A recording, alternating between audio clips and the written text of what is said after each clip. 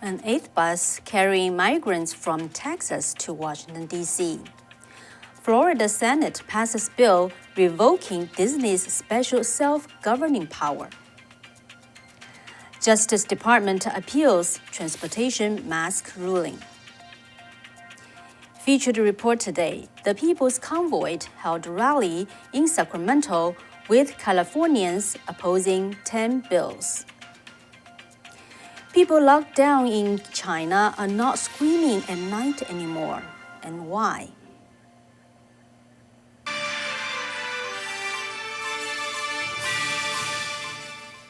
Hello, everyone. Welcome to another episode of the Wei and Kathy Show. Today, still myself, but the good news is I will bring you a joke.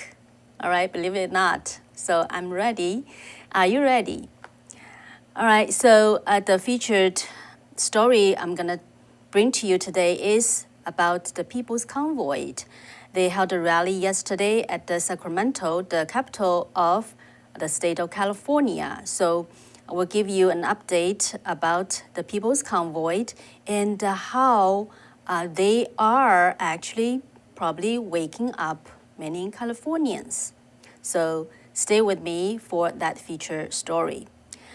All right, so let's go to several pieces of news today, important news. First of all, Texas Governor Greg Abbott announced yesterday that an eighth bus full of migrants is now coming to Washington, D.C. Governor Abbott said because Biden and the White House refused to secure the border, so he is bringing the border to Biden. Abbott said, "We will continue the busing process every single day for the reason that I think you mentioned earlier on." And he said that is the Biden administration has been dumping off these migrants by the hundreds in local communities that do not have the ability to take care or deal with. He continued, these migrants are being dropped off, and as opposed to them being there in those small communities or the small communities having to spend money dealing with it. So we decided to bus them to Washington, D.C. So what if his plan to send those illegal immigrants to Washington doesn't work? Governor Abbott said that Biden's hometown state of Delaware looks like a great location. Biden still spends many of his weekends in Delaware. And Governor Abbott said the Biden administration has abandoned the responsibility for national security. Arizona Governor Doug Ducey agreed and added that the federal government is not supporting the men and women that are in law enforcement at the city level, the state level, or the county level. White House Press Secretary Jen Psaki told reporters several weeks ago that they believe Abbott's busing strategy is a, quote, public stunt. She also questioned his authority for doing so. So what's happening is that Title 42 is a federal health rule that turned away illegal immigrants due to the COVID-19 pandemic. But earlier this month, the White House announced it will end Title 42 on May 23rd. Secretary of Homeland Security Alejandro Mayorkas is reportedly using the Title 42 barrier to exclude about one half of the economic migrants who arrived at the U.S. southern border. But he buses most of the rejected migrants back to Mexico instead of flying them home. So this policy allows the rejected migrants to try again and again to sneak past the border guards. These repeated crossers inflated the monthly border encounter numbers, which reached 221,000 in March 2022, which is last month. According to the Customs and Border Protection CBP report, since the beginning of this fiscal year, within 5 months, there are total over 1 million encounters at the southern west land border. Over half of it are under Title 42. And with only 5 months, the total number has reached over 60% of last year, and which is 1.3 times more than 2020. So half of them, just in last month, are under Title 42. Imagine without Title 42, how many of them will be coming to this country. Now, a growing number of Democratic legislators and also some White House officials signaled that they don't support rescinding the policy of the Title 42 and are looking for ways to extend the barrier as the November midterm election approaching. All right, so let's go to Florida. What's happening in Florida? The Senate passed legislation today that would remove the special tax district and the self-governing status that was granted to Disney, as lawmakers have criticized the company for opposing parental rights legislation. Florida Governor Ron DeSantis called the chamber into a special session and passed this bill in a 23 versus 16 vote. The measure would dissolve Disney's special status within Florida, which allows the firm to self-govern its property, including Disney World, around Orlando. Specifically, the measure would dismantle the 50-year-old Reedy Creek Improvement District that allows the corporation to oversee its infrastructure laws, zoning, and even policing. So Disney has not issued a public statement on the matter. What happened was back in 1967, Florida's House and the Senate passed a law created this Reedy Creek Improvement District. Governor DeSantis recently told the legislators that Florida's constitution generally disfavors laws that provide special privilege to corporations. DeSantis has criticized Disney's public pressure campaign and the criticism over legislation that he recently signed, which is called the HB 1557, that prohibits classroom instruction on gender identity and sexual orientation for small children. In late March, Disney issued a statement referring to the legislation as quote, "Don't Say Gay bill," saying that it would never have passed and should never have been signed into law. Although the law doesn't make any reference to the prohibiting saying the word gay, the "Don't Say Gay" phrase has also been repeatedly used by the celebrities, activists, and the Democratic lawmakers since the bill was proposed and passed. The Republican-led Florida House will now take up the measure and has scheduled to take up this legislation on April 21st. So what will the House do with this bill? Let's, pay attention, and we'll give you an update.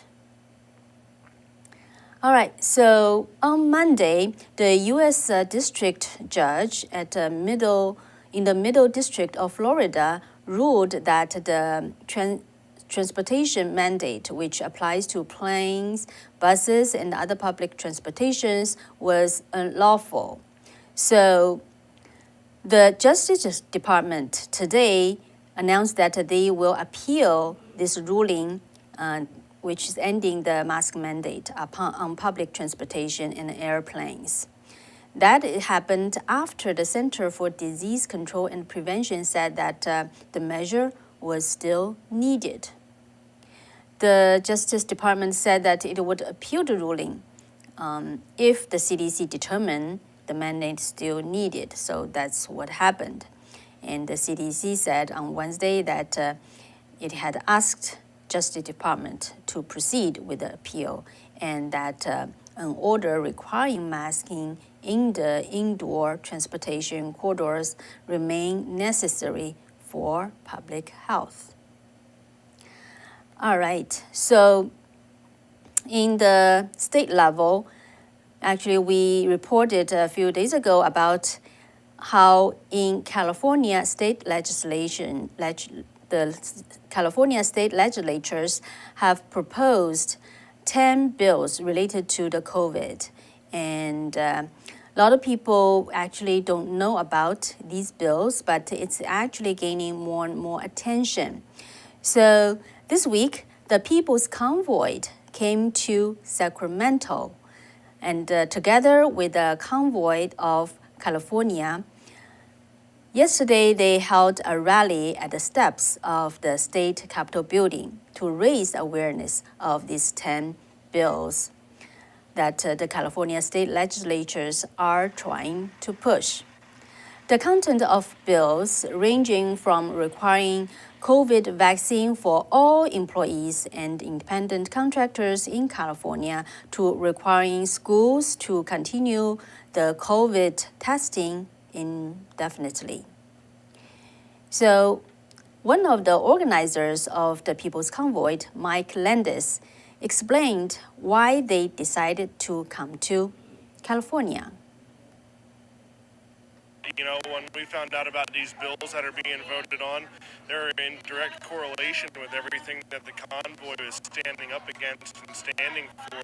So it only made sense to be able to come here while we have the opportunity to stop something before it happens or gets put in place. And I feel like it was great because I've seen a lot of Californians stand up and wake up and show up. And hopefully it's because of, partly because of us coming here. Okay, so Mike's thoughts are resonated with the members of the convoy. Larry McLaughlin and Matthew M. Holt are truckers from Texas. They started with the Texas convoy and joined the People's Convoy in Oklahoma and then came to California. I came to California because it's an assignment. When God says go, I came to go. It's just a mission, right? I saw what the items were on the bills that they were trying to pass here, and that scared me. I was like, that's scary that they think they can get away with this. Okay, that tells you what they're trying to do to us and the citizens of California. Well, if it happens in California, who's to say it ain't going to happen in West Virginia or Ohio, where my families are at? I'm like, no. In Texas, I don't think it'll happen in Texas. We're a different breed over there. But we love the land, we love the Lord, and it's not going to happen if we can help it. So we're here to show support for that movement to stop these bills, these tyrannical, evil bills, and wake the folks up in California because they didn't even know. Just most of the people that I talk to don't even know anything about it. So it's really God's gift to use our mouths to propel that awareness out through the state of California. Thank the Lord. So how the Californians are reacting to the calls from the convoy? I interviewed a couple who attended the rally. They are from the city of Lodi, which is located in the center portion of the California's Central Valley. They were so compelled that they drove up to Sacramento, took, I think, at least about 3 hours and attended the rally. Do you know about these 10 bills, the vaccine bills? Before? Yes, I do. Yes, I do. Yes. That was the icing on the cake to bring us all here and together because California can't do that to us. We just won't stand for it. It's not right. It's just not right. What impressed you the most from today's speaker? What the message that resonated with you? That they're willing to be very unbiased to where it's for everybody. It's not just one side or the other. To where we're all fighting together. We need to be united as one. Power in numbers, and we'll win this thing. How about you? just to bringing people together, like she said, and we followed the convoy for a long time, and so we're anxious to see them here and and what they're about. Okay, so one of the speakers in the rally, his name is Dr. Michael Huang. He's from local Roseville, which is 20 miles away from Sacramento. He spoke passionately from his own experience of being canceled as he tried to treat patients. So he ended up deciding to run for California state senator in District 6, which is currently held by Richard Penn, who is the leading legislator who authored many of those 10 bills. We've been waiting for truckers for the past 2 years for your reinforcement.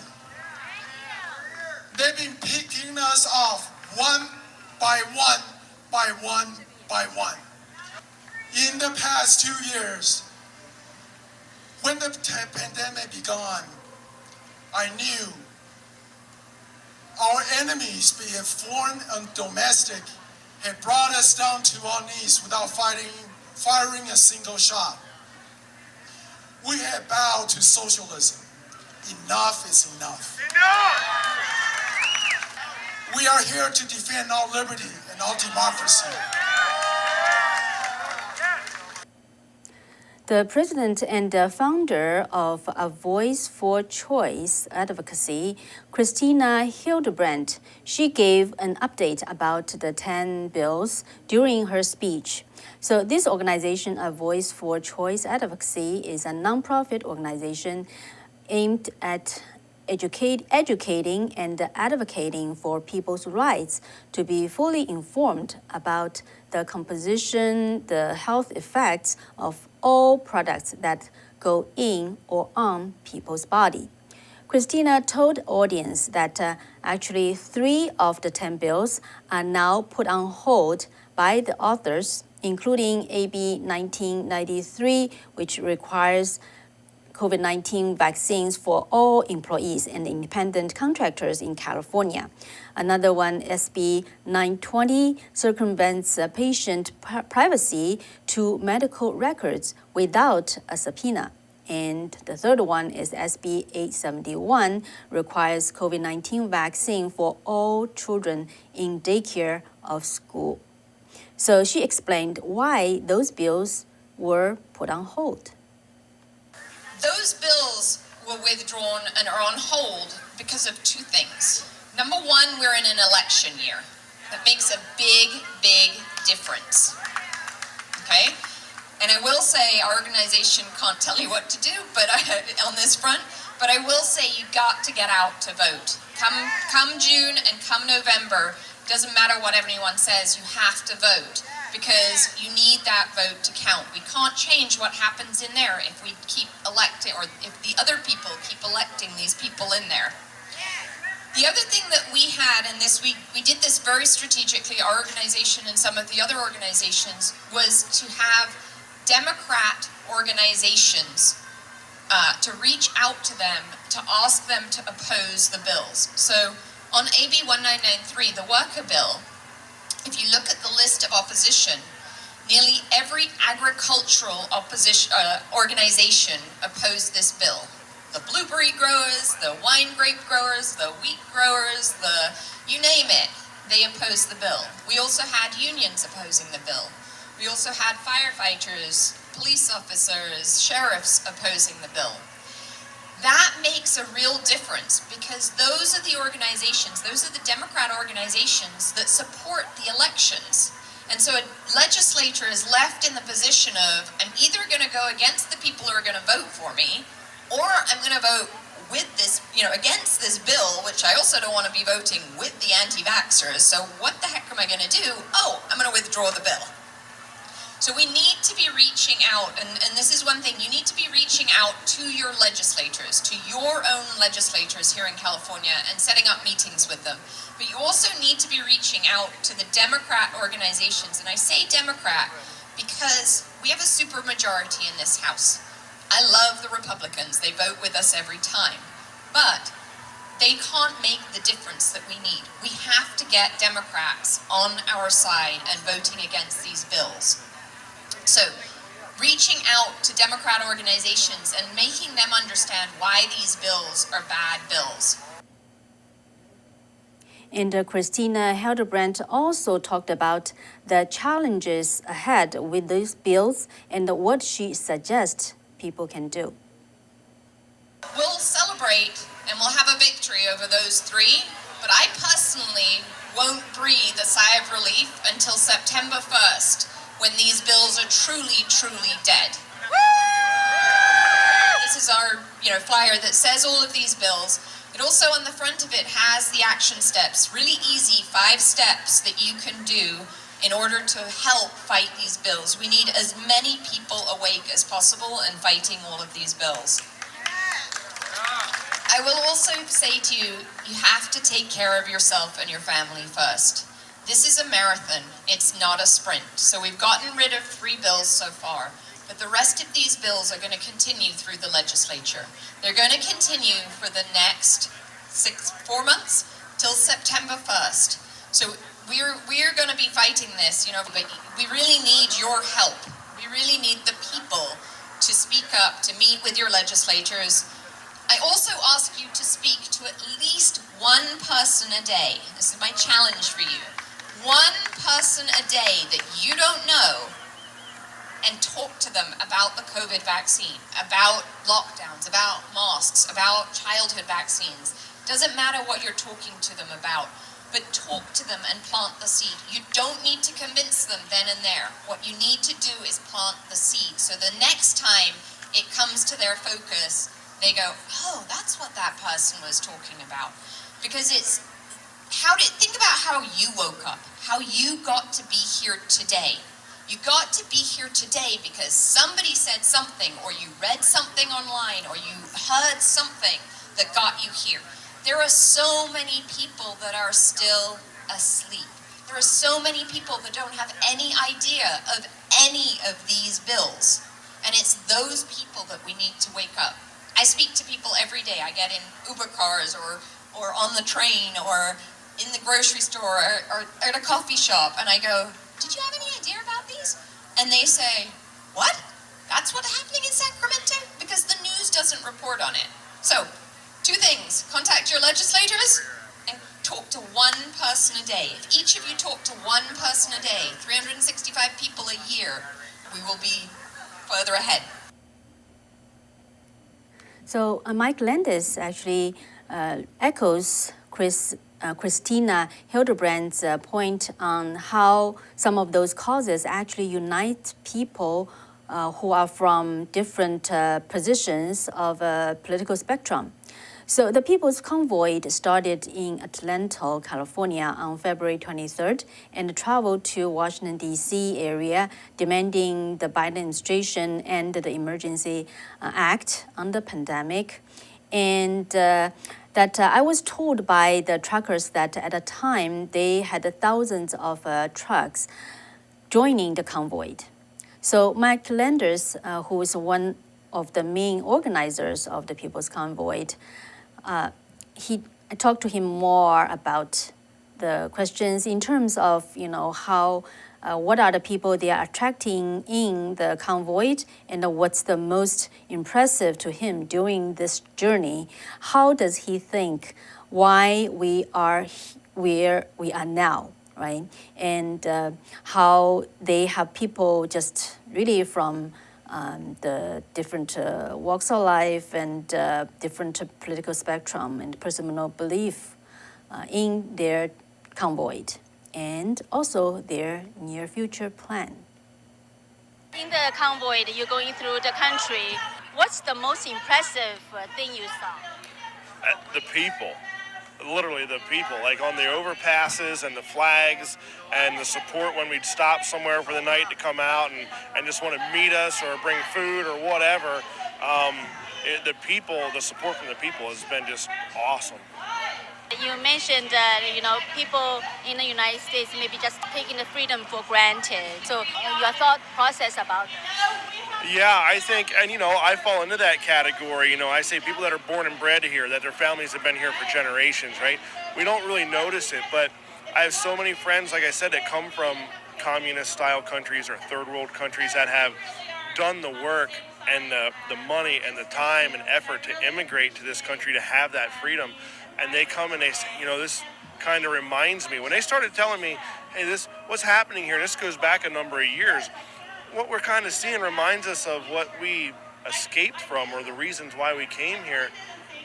You really need to start thinking about that because these people have that experience of where we're headed and they have that ability to see where we're headed because they've lived it. And for me, that's a scary thought, and I take that very seriously when someone that's lived in that type of life comes and says that, because we sit here and we learn in school how horrible it can be and the things that those countries have done to their people and the suppression that they've had. We don't want that here. But how do you get people to wake up and realize that don't know any better, Yeah, truckers in Shanghai right now, they have their trucks being sealed if they are tested positive. Sealed. They do everything in the truck, for days. Right now, what's happening? Wow, that's crazy. I couldn't imagine even having that happen, to have to sit in your truck for days like that. It's funny you say that because Canada, if you weren't vaccinated or you tested positive, I forget what it was, you had to have enough food in your truck to make the couple-day trek from Alaska to the American, and they told you where you could stop to get fuel and stuff like that. It's just, the whole world has gone mad. Similar to communist China. Yeah, very similar, very similar. We're lucky here in the United States that we haven't seen it quite as bad as what our neighbors to the north in Canada have. They just passed some laws there this week that basically make it illegal to do anything that is anything close to what you see going on here. And I don't think that would go over very well here in this country because Canadians are pretty nice. Us Americans don't like being pushed around too much. You mentioned we still have hope. Why do you think that, and where does that hope come from? I believe we still have hope because there's still people in this country that believe in the freedom and they believe in the Constitution. And all they really needed was this little push or this little glimmer of hope. I've had so many people tell me that watching the convoy has given them hope, and now they're either with us or they're doing something where they're from. And that's all people need, is that when people have that little bit of hope, it gives them the courage to stand with people or do something on their own. And we haven't lost all hope yet. So we still have this opportunity to keep this country the way it's supposed to be. You mentioned that in the convoy, there are people from all kinds of political spectrum.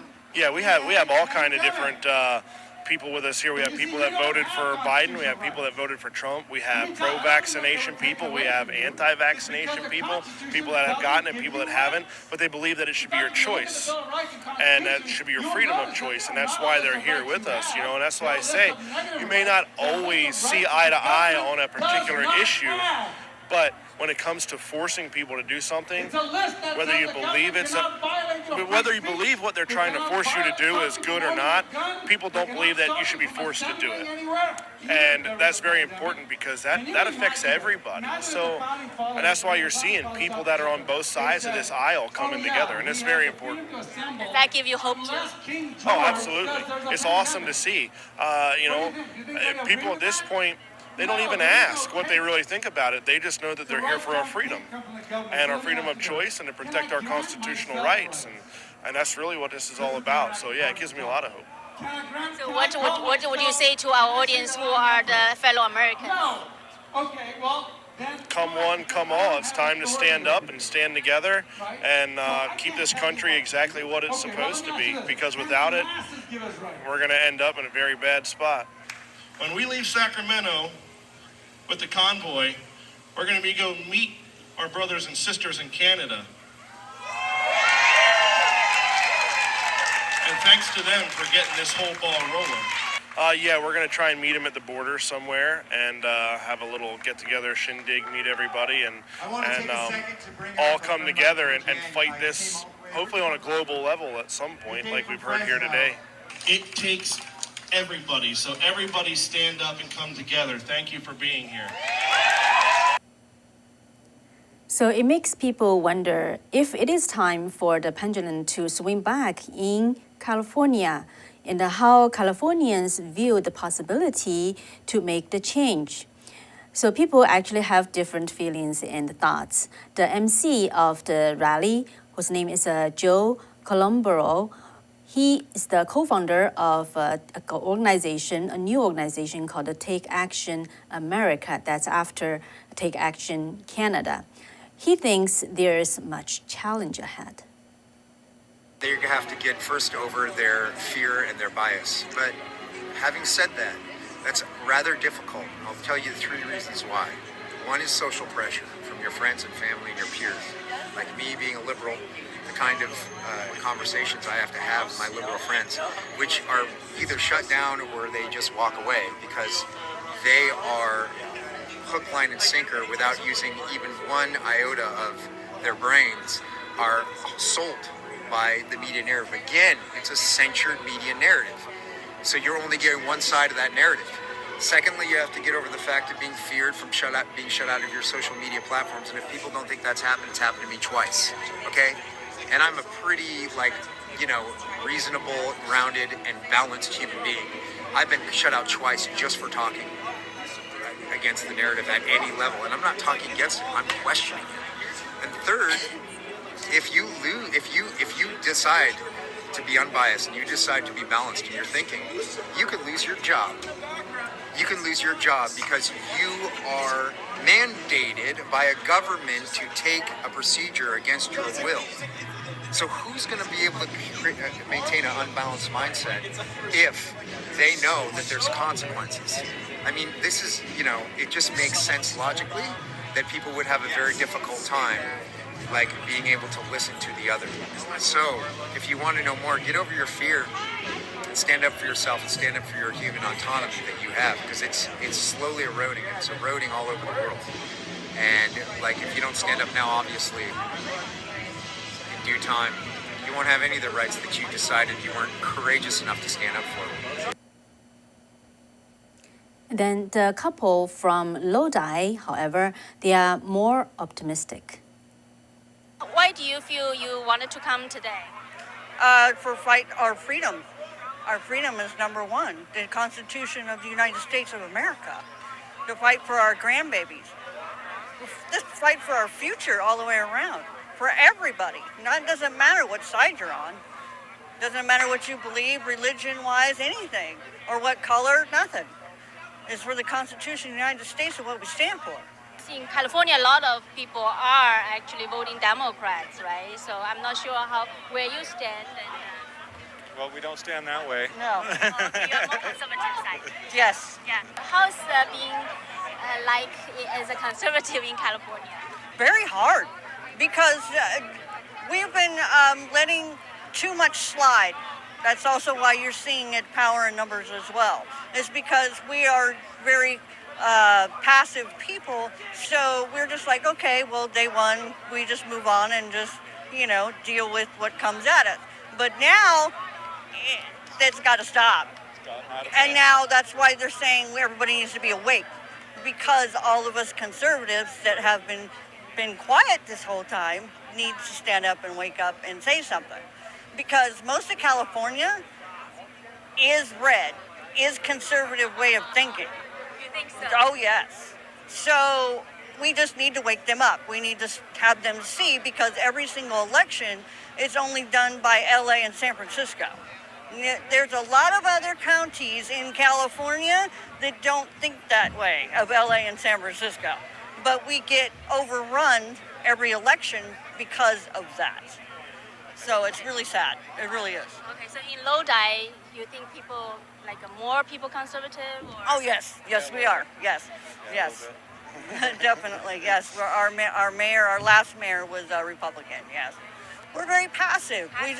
We go, okay, well, that makes sense. And then, common sense. Okay, well, it is what it is. We just work every day and live our lives, and, we move on. We don't really, I guess, can't fight. Yeah, when did you start to realize you cannot live like that anymore? when the government started running our schools. I am a grandmother of 5. And when my younger 2 kids were in school, that's when it all really started, is when that administration of that time, and I'm not going to mention any names, but it got really bad. It got really worse. Is it during the COVID or before the COVID? Way before the COVID. The school really will wake you Oh, up. yeah, oh yes, yes.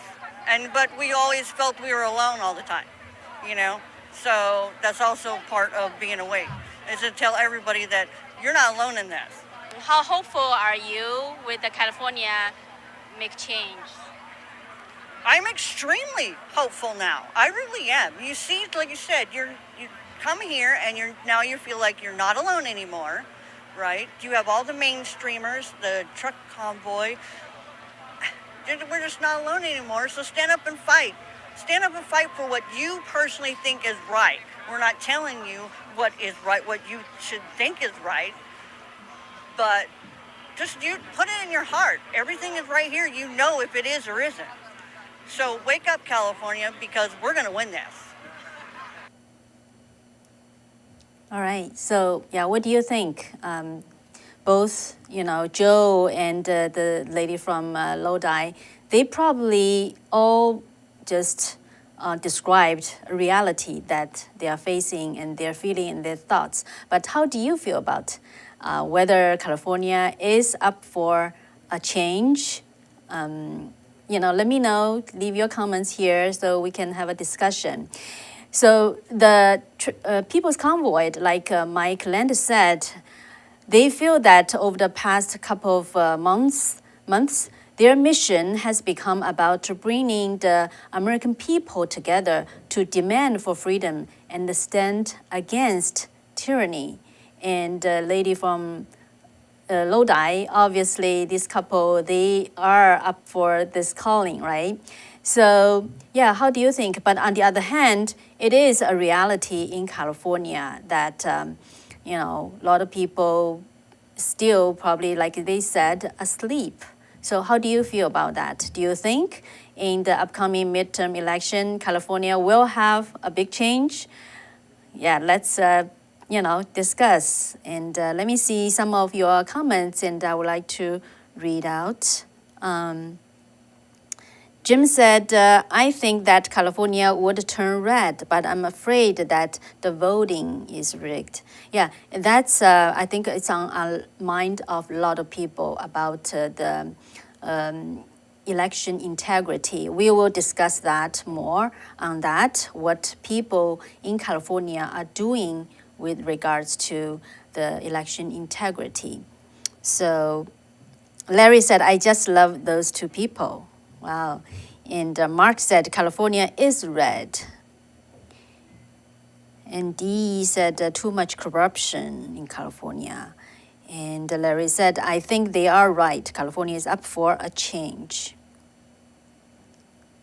Curtis said, Cali has left the state. And I hate CCP said, as long as they use the voting machine, there's no chance. I think, yeah, that's a lot of people's concern. And the Christian said, thank you, patriots. And also, Louis said, this lady, I think she's talking about Christina, has the solution. We all need to do our part. Yes. Okay. Yeah, so remember, if you joined late, you missed the opening, I will actually bring you a joke, all right? Stay tuned for that. Okay, so yeah, please continue to, make your comments to let us know how do you feel about, is California up for change in this coming midterm, or, how do you think? Oh, Alan said, I wish I would have known about this. I would have attended. So it seems Alan is local. Yeah, so I did a very brief announcement on Monday because at that time I don't know the details yet. So yeah, and maybe you can leave your emails with us, and we are building up our email list and also a new website, and hopefully in very soon we will be able to send out information more quickly in multiple channels. So let's see, any other Curtis say, all mail in. Okay, Holly said joke, Kathy, yes, I'm gonna tell joke, so stay with me, okay? All right. So now, last but not the least, I will give you some updates about what's going on in Shanghai, in China, the lockdown. So still continuous lockdown, and more cities in China are facing the same thing. Food is still, such a big problem for a lot of people. Some people saying it's not really short of food. It's just the authority try to just to make the situation bad. So, but one thing, remember a few days ago, I shared a video about how in Shanghai at night, people are just screaming, right? Screaming. But nowadays, recently, in recent few days, people found nobody are screaming at night anymore. Why is that? Let's take a look. Okay, see on the top, there's a there's a pointing hand to a little bit light. That's the drone. They are using the drone to surveillance people. And if anyone is screaming, that person will be taken away. And that's why people are not screaming anymore. And also people shared really what those, they called the Fangchang Hospital. It's really like a concentration camp. And let's take a look at, from far to close, what those hospitals look like. The lights are on 24/7, right? And take a closer look at it.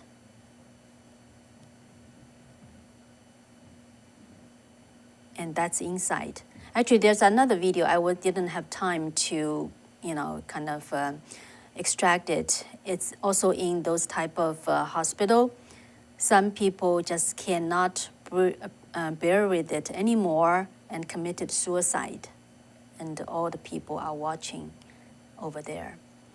So, yeah, like the video I shared with you on Monday, when they found people trying to break through the blockade, they will lock them in the cage, right? However, there are people, although they are in the cage, but they still bravely spell out their yearn for freedom. And there's people, take this picture in China in this cage, but they painted this word, 自由, freedom, liberty. Remember I taught you about this word, the liberty and the freedom in Chinese, 自由. That really, spells out, just show people's their desire and their yearn for freedom. And on the next show, I'm going to share with you more about how this type of extreme policy of lockdown is having an effect in China and how people are reacting to it. All right, so ready for the joke? And before we go there, I wanted to give you a background, okay? So in Chinese, there's a slang called a cooked duck, only its mouth is still hard. I don't know if you have ever heard about that, a cooked duck, but the mouth is still hard, right? So hard mouth, so literally it translates from Chinese, but what it means is that the person is so stubborn and reluctant to admit mistakes or being defeated. And I think there was a saying in English, is never say uncle, right? I don't know if that's the correct, correlate to this slang. All right, so nowadays on the Chinese social media, there is a very popular saying which says that, let's show the picture, it's in Chinese, saying that today a 4,000-year-old mummy was dug up in the suburbs of Shanghai. It was found that all the other parts had corroded, but only the mouth was still hard. Okay, I don't know if you get that. So what it means is that the Shanghai, the authorities, although they all knew that the zero COVID policy is just so wrong, right? So just brought so much grief to people, but they just won't admit it. And this is really not a joke. It's actually circulating on the Chinese social media. And it shows how people, they know the totalitarian government.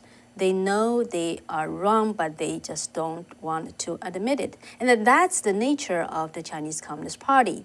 They always say that everything they do is correct and upright. And when they really cannot, take the consequence anymore, then they will have a scapegoat. For example, in Beijing, the person who is responsible for the health department, recently he was took down, he stepped down, saying that because he forced people to do those testing in a mass, do mass testing. But everybody's doing that in China. That's their policy, right? And then later on, people found out those, people who just get infected because of their doing this mass testing. However, the authority won't say its policy is wrong, what it is wrong. They will find a scapegoat. That's in China. We call it's hard mouth. Okay, never say uncle. And but it's gonna, it's really having a devastating. On one hand, it's very devastating to the people in China, in Shanghai, in other cities. On the other hand, I think we saw people are, they had enough, and they are speaking out, and this could really spell a trouble for the CCP. So yeah, we'll have more in-depth report on that in the next show. Oh, thank you, Larry. Thank you, Larry, for your donation support. And Larry said, freedom for China. Yes, yeah, appreciate that.